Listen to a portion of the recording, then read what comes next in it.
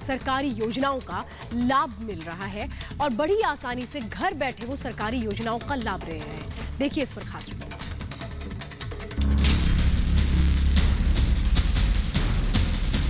इस प्रधानमंत्री जनधन योजना के माध्यम से हम देश के गरीब से गरीब लोगों को बैंक अकाउंट की सुविधा से जोड़ना चाहते हैं।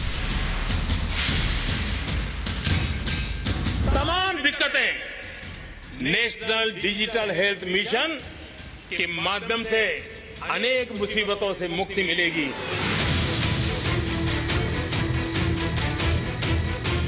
डिजिटल इंडिया सामान्य नागरिक को सुविधा और उनके एम्पावरमेंट का एक बहुत सशक्त माध्यम है।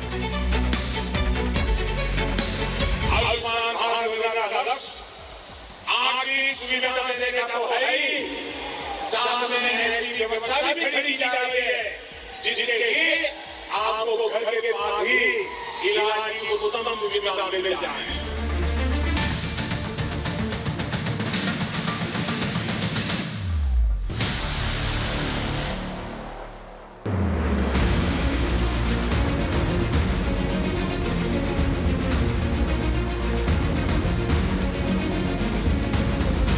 पीएम नरेंद्र मोदी ने भारत में डिजिटल क्रांति का सपना देखा, उसे धरातल दिया और आज वह आसमान में नए मुकाम कायम कर रहा है।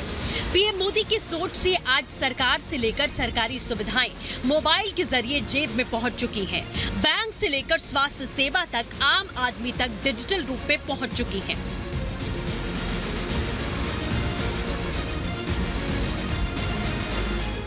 पीएम मोदी ने डिजिटल स्वास्थ्य मिशन के जरिए क्रांतिकारी कदम का ऐलान किया। बीते 7 वर्षों में देश की स्वास्थ्य सुविधाओं को मजबूत करने का जो अभियान चला वो एक नए चरण में प्रवेश कर गया है। आयुष्मान भारत डिजिटल मिशन अब पूरे देश के अस्पतालों के डिजिटल हेल्थ सॉल्यूशंस को एक दूसरे से कनेक्ट करेगा। इसके तहत देशवासियों को अब एक डिजिटल हेल्थ आईडी मिलेगी। हर नागरिक का हेल्थ रिकॉर्ड डिजिटली सुरक्षित रहेगा। आयुष्मान भारत डिजिटल मिशन अब पूरे देश के अस्पतालों के डिजिटल हेल्थ सॉल्यूशंस को एक दूसरे से कनेक्ट करेगा। इसके तहत देशवासियों को अब एक डिजिटल हेल्थ आईडी मिलेगी। हर नागरिक का हेल्थ रिकॉर्ड डिजिटली सुरक्षित रहेगा। ये प्रधानमंत्री के रूप में पीएम मोदी की कई पहलों का एक और पड़ाव है। इसके पीछे सरकार को डिजिटल करने की दूरदर्शी सोच है। पीएम मोदी ने 15 अगस्त 2014 को लाल किले से जनधन योजना की घोषणा की थी।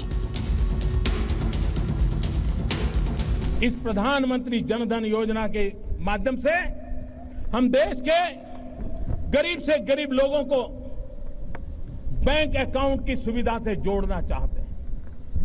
आज करोड़ों करोड़ों परिवार हैं जिसके पास मोबाइल फोन तो है लेकिन बैंक अकाउंट नहीं है। यह स्थिति हमें बदलनी है। देश की आर्थिक संसाधन गरीब के काम आए, इसकी शुरुआत यहीं से होती है। यही तो है जो खिड़की खोलता है। ये देश में इस तरह का पहला क्रांतिकारी कदम था जिसने देश के सबसे अंतिम व्यक्ति को बैंकिंग सिस्टम से जोड़ा। जीरो बैलेंस के साथ खाते खोले गए। 45 करोड़ ऐसे लोग जो बैंकिंग सिस्टम से दूर थे उन्हें इससे जोड़ा गया और इन खातों में 1,45,000 करोड़ रुपए आए। ये पीएम के सोचने का तरीका है जिसमें गति भी है और मापदंड भी है।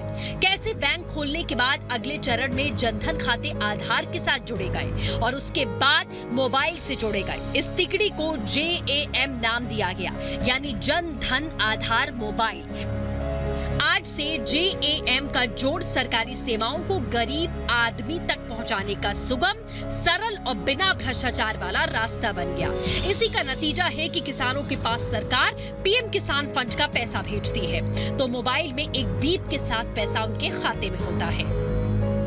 जब भी पैसा चाहिए तब मिल जाता है। ऊपर से 500 रुपया भी हो गया मेरे जमा खाते में। 100% रुपए कार्ड इशू हो चुका है, 100% पासबुक इशू हो चुका है। विलेजर्स को भी लग रहा है कि ये बैंकों से अटैच होने में और ये खाता खोलने में उनका भी फायदा है और हमको भी लगता है कि बैंकों का भी फायदा है। मोदी सरकार ने सोच समझकर डिजिटल पेमेंट की रणनीति बनाई, जिसके जरिए चाहे सब्सिडी भेजना हो, पेंशन भेजना हो, छात्रवृत्ति भेजनी हो या फिर दूसरी सरकारी सेवाओं की राशि, वो बिना किसी बाधा, रुकावट, पेपर वर्क और भाग दौड़ के लोगों के खाते में पहुंच जाती है। आज मोदी सरकार के 45 मंत्रालयों और विभागों की 311 योजनाओं का पैसा डायरेक्ट ट्रांसफर स्कीम के तहत गरीबों के खातों में पहुँच जाता है। इसका परिणाम ये है कि गरीबों के पैसे से कमीशन, चोरी, हिस्सेदारी सब इतिहास हो गया है। अगर 1 रुपया सरकार द्वारा गरीबों को भेजा जाता है तो पूरे 100 पैसे उनके खाते में पहुंचते हैं। विमुद्रीकरण यानी नोटबंदी डिजिटल क्रांति का एक अंग था। हालांकि इससे कुछ वक्त के लिए दिक्कतें हुई, लेकिन कैश के इस्तेमाल में कमी से भ्रष्टाचार पर लगाम लगी। इसके साथ भारत डिजिटल करेंसी इस्तेमाल करने के मामले में दुनिया की सबसे बड़ी अर्थव्यवस्थाओं में से एक बन गया। ये काबिल तारीफ है, क्योंकि इस तरह की जो काला धन जो बीच में जो मार्केटिंग सर्कुलेट नहीं हो रहा था, उसको सर्कुलेट करने का यही एक साधन था। प्रधानमंत्री जी ने कहा कि भाई कुछ दिन की प्रॉब्लम 50 दिन दीजिए, 50 दिन के बाद सब कुछ नॉर्मल हो जाएगा। आशा करते हैं कि 50 दिन बाद बेशक नॉर्मल ना हो, पर 50 दिन और उसके बाद अगर नॉर्मल हो जाता तो भी बहुत अच्छी बात है। अब एक राष्ट्र एक राशन कार्ड जैसी परिवर्तनकारी परियोजनाओं के जरिए प्रधानमंत्री का दूरदर्शी डिजिटल मिशन जारी है। राशन कार्ड की डिजिटल पोर्टेबिलिटी गरीबों के लिए राहत भरी बात है। नई जगह पर राशन कार्ड पंजीकरण की परवाह किए बिना अमुक व्यक्ति उचित मूल्य की दुकान से राशन ले सकता है। जहां से हम पहले राशन लेते थे उनका व्यवहार बिल्कुल भी सही नहीं था। नई सुविधा चलने के बाद अब हम यहाँ से राशन लेते हैं और हमें सही समय पर राशन मिल जाता है। अब हमें कोई भी परेशानी नहीं है। जब से पोर्टेबिलिटी की सुविधा उपलब्ध हुई है, हमारे सारे राशन डीलरों में वितरण के लिए कंपटीशन बढ़ गया है। हर डीलर अधिक से अधिक वितरण करना चाहता है। जब देश कोविड की चपेट में आया, गरीब सबसे ज्यादा प्रभावित हुए। प्रधानमंत्री ने गरीब कल्याण योजना का ऐलान किया। लॉकडाउन की वजह से हुए नुकसान को कम करने के लिए डिजिटल योजना के माध्यम से 68,000 करोड़ रुपए गरीबों के खाते में भेजे गए। 130 करोड़ आधार नंबर, 118 करोड़ मोबाइल सब्सक्राइबर, लगभग 80 करोड़ इंटरनेट यूजर, करीब 43 करोड़ जनधन बैंक खाते। इतना बड़ा कनेक्टेड इंफ्रास्ट्रक्चर दुनिया में कहीं नहीं है। डिजिटल इंफ्रास्ट्रक्चर राशन से लेकर प्रशासन तक को तेज, पारदर्शी तरीके से सामान्य भारतीय तक पहुंचा रहा है। ये सब पीएम मोदी के डिजिटल इंडिया के विजन के बिना पूरा होना संभव नहीं था। डिजिटल इंडिया के तहत जिंदगी में बदलाव लाने की प्रक्रिया लगातार जारी है। Bureau report, Republic Bharat.